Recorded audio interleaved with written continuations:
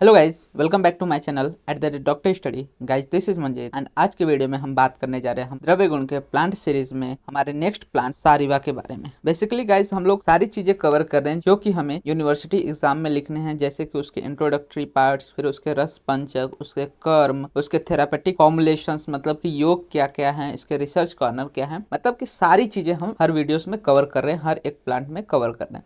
तो चलिए स्टार्ट करते हैं। सबसे पहले हम बात करते हैं सारिवा के बारे में कि सारिवा का जो बोटानिकल नेम है वो हेमिडेस्मस इंडिकस है।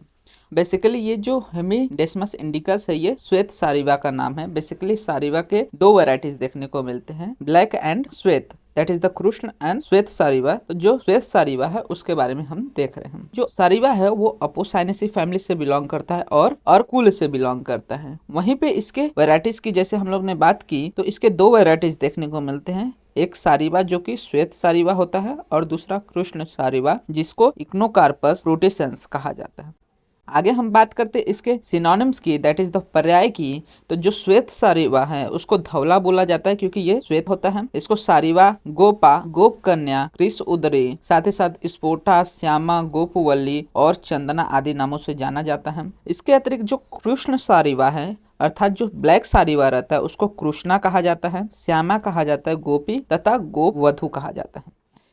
बात करते हैं इसके कुछ वर्नेकुलर नेम की कि डिफरेंट लैंग्वेजेस में इसके क्या नेम्स देखने को मिलते हैं। तो इंग्लिश में इसको इंडियन सरसा पैरिला कहा जाता है, वहीं पे हिंदी में इसको सालसा और मराठी में इसे उप रसारी कहा जाता है। आगे हम बात करेंगे इसके क्लासिकल कैटेगराइजेशन की कि जो डिफरेंट आचार्य हैं उन्होंने इसको किस गण में रखा है। तो जो चरक हैं उन्होंने इसे ज्वरहर वर्ग, वर्ण्य वर्ग अर्थात कि जो कांति प्रदान करता है, साथ ही साथ दाह प्रशमन वर्ग, कंठ्य वर्ग, स्तन्य शोधन वर्ग तथा पुरुष संग्रहणीय वर्ग में रखा है। एंड बात करें अगर भाव प्रकाश की तो भाव प्रकाश ने इसे गुणोच्चादी वर्ग में रखा है। आगे अगर हम बात करें इसके हैबिटेट की कि कौन से रीजन में बेसिकली सारिवा ग्रो करता है, तो सारिवा जो है हर जगह इंडिया में पाया जाता है, लेकिन स्पेशली कर्नाटक, केरला, बिहार, वेस्ट बंगाल एंड महाराष्ट्र के रीजन में ज़्यादा देखने को मिलता है। इसके मॉर्फोलॉजी की अगर हम बात करें तो मॉर्फोलॉजी में बेसिकली ये पेरेनियल पोस्ट्रेट और ट्विनिंग सब रहता है, मतलब कि यहाँ पे क्या है, ये श्रव है जिसका रूट स्टॉक जो होता है थोड़ा वुडी देखने को मिलता है। एंड इसके स्टेम की बात करें तो इसमें न्यूमेरस स्टेम्स देखने को मिलते हैं जो कि स्लेंडर एंड टेरेट होते हैं, साथ ही साथ ग्लैब्रस या फिर प्यूबेसेंट देखने को मिल सकते हैं और ये थिकेंड होते हैं एट द नोड्स। तो जहां जहां यहाँ पे नोड्स देखने को मिलेंगे वहां पे थोड़ी थोड़ी थिकनिंग्स देखने को मिलती हैं। उसी के बाद हम अगर लीव्स की बात करें तो इनके जो लीव्स होते हैं वो सिंपल अपोजिट ये देखने को मिलते हैं, साथ ही साथ ये लीव्स 5 to 10 सेंटीमीटर लॉन्ग होते हैं और 0.8 to 4 सेंटीमीटर ब्रॉड देखने को मिल सकते हैं। यहाँ पे जो लीव्स होते हैं ये डार्क ग्रीन कलर के होते हैं, साथ ही साथ pale and sometimes silvery white देखने को मिल सकते हैं एंड रेटिकुलेट वेनेशन यहाँ पे देखने को मिलता है in the leaves of the सारिवा।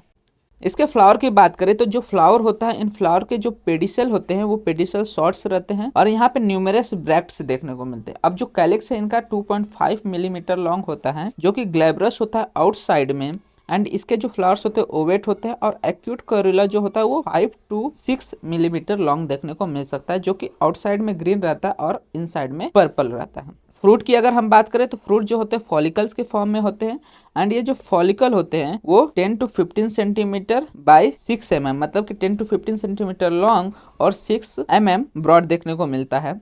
वहीं पे ये सिलिंड्रिकल होते हैं जैसे कि हम देख सकते हैं इसके डायमेंशन से ही, और ये टैपर करते हैं to a point at the apex, मतलब अपेक्स की तरफ ये टैपरिंग रहते हैं। सीड जो होते हैं इनके 6 to 8 mm लॉन्ग होते हैं जो कि ओवेट या अबलॉन्ग शेप के हो सकते हैं, फ्लैटेंड सीड रहते हैं। और ब्लैक कोमा जो इनका होता है वो सिल्वरी व्हाइट देखने को मिल सकता है जो कि 25 सेंटीमीटर लॉन्ग होता है। तो ये हम लोग ने बात किया श्वेत सारिवा के बारे में। अगर हम कृष्ण सारिवा के मॉर्फोलॉजी की बात करें तो जो कृष्ण सारिवा होता है ये basically large much branch twinning सब, ये भी क्या है, श्रव है, लेकिन मोर ब्रांच देखने को मिलते हैं यहाँ पे। जो इनके लीव्स रहते हैं ये सिंपल होते हैं, 4.5 to 7.5 सेंटीमीटर लॉन्ग और साथ ही साथ 2 to 4 सेंटीमीटर वाइड देखने को मिल सकते हैं जो कि एलिप्टिक और ऑब्लॉन्ग शेप में पाए जाते हैं। इनके फ्लावर्स की बात करें तो फ्लावर्स इनके ग्रीनिश व्हाइट होते हैं, बहुत सारे फ्लावर्स इनके ऊपर देखने को मिल सकते हैं और इनका जो पेडिसिल होता है वो 3 to 4 मिलीमीटर लॉन्ग देखने को मिलता है। वहीं पे फ्रूट जो होता है इनका भी फ्रूट फॉलिकल के फॉर्म में ही रहता है, जो कि 1 to 1.5 सेंटीमीटर लॉन्ग और 4 मिलीमीटर वाइड होता है। स्ट्रेट और स्लाइटली कर्व्ड देखने को मिलता है और सिलिंड्रिकल और स्लेंडर होता है। सीड की बात करें तो सीड जो होता है 1 to 2 सेंटीमीटर लॉन्ग होता है, लीनियर मिलता है यहाँ पे। आगे हम बात करेंगे इसके यूजफुल पार्ट की। तो जो सारिवा का मूल होता है उसे हम यूज़ करते हैं, साथ ही साथ इसके रसादी पंचक मतलब कि रस पंचक की बात करें तो जो सारिवा है उसका रस तिक्त मधुर, गुण गुरु स्निग्ध, विपाक मधुर और वीर इनका शीत देखने को मिलता है।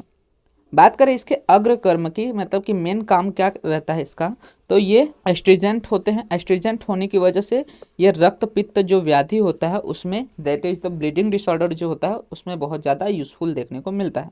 फार्माकोलॉजिकल एक्शन की बात करें तो ये टॉनिक होते हैं, डिमल्सेंट होते हैं और डाइफोरेटिक और डायूरेटिक यूज इनका मिलता है। नेक्स्ट हम बात करते हैं इसके दोष कर्म की। तो इसके एक्शन देखने को मिलता है कि ये त्रिदोष सामक होता है, मतलब कि तीनों दोषों का समन करता है। वाताहर होता है क्योंकि इसका मधुर विपाक होता है, जैसे कि हम लोग ने अभी रस पंचक में देखा। वैसे ही ये पित्त सामक होता है क्योंकि इसका शीतवीर देखने को मिलता है और मधुर विपाक होता है। एंड कफहर होता है ड्यू टू द तिक्त रस।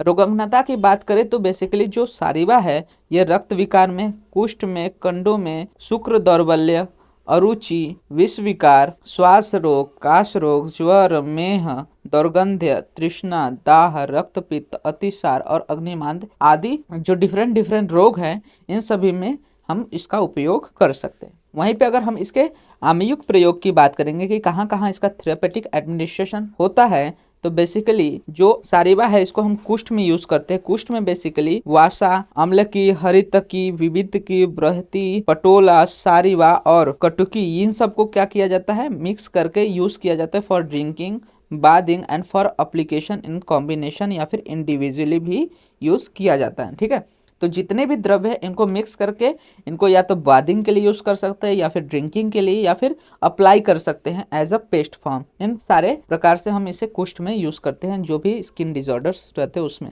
अगर हम इसके सेकेंड आमयिक प्रयोग की बात करें तो बेसिकली इसे विसर्प में भी यूज किया जाता है। अब विसर्प में क्या किया जाता है कि जो डिकॉक्शन मतलब कि काढ़ा होता है सारिवा का, उसको आमलकी को तथा उसीर एंड मुस्ता ये सब यूज किए जाते हैं इन द विसर्प व्याधि। अब मात्रा और या फिर डोज की बात करें इसके, तो जो मात्रा है इसके फांट की मतलब कि हॉट इन्फ्यूजन जो रहता है वो अबाउट 50 to 100 ml का होता है। वहीं पे जो क्वाथ होता है वो भी हम क्या करते हैं 50 to 100 ml में ही यूज करते हैं।